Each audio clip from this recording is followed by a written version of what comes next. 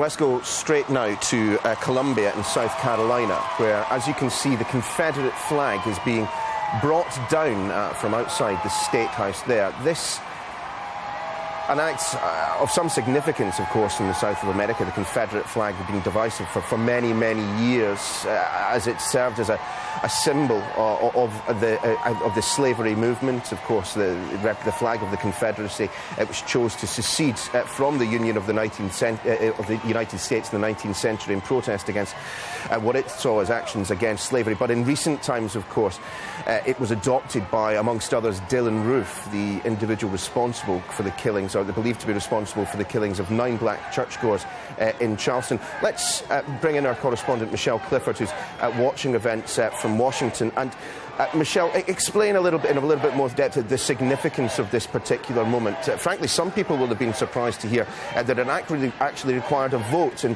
both the House of Representatives and the Senate in South Carolina.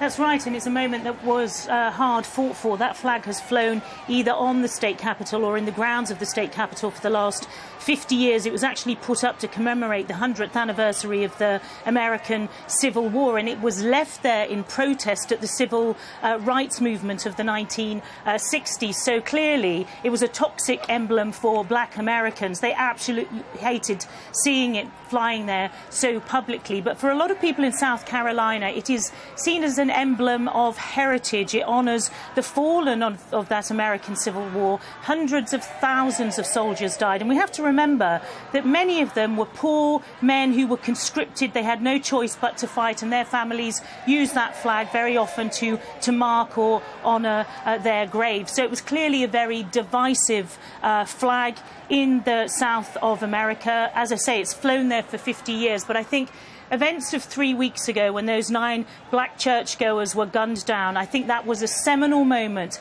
even for those who supported the flying of the flag or even tolerated it. I think it was a moment when, for them, the association of that flag with white supremacy and racism in America triumphed or trumped the notion of heritage and an emblem to the fallen. So there was that vote, first in the Senate, overwhelmingly backed removing the flag, then the vote in the House, overwhelmingly there backed the removal of the flag, and then last night we saw the governor, Nikki Haley, signing a bill to have it taken down today. Now, she said it would be removed quickly, but with dignity. And I think, as we see there, the choreography, the simplicity of the choreography, in a sense, belies the enormity of what's happened. It was, in its final hours, the Confederate flag, guarded by state troopers. It was roped off because we know the emotions it can stir up, and it's going to be taken to an armoured vehicle.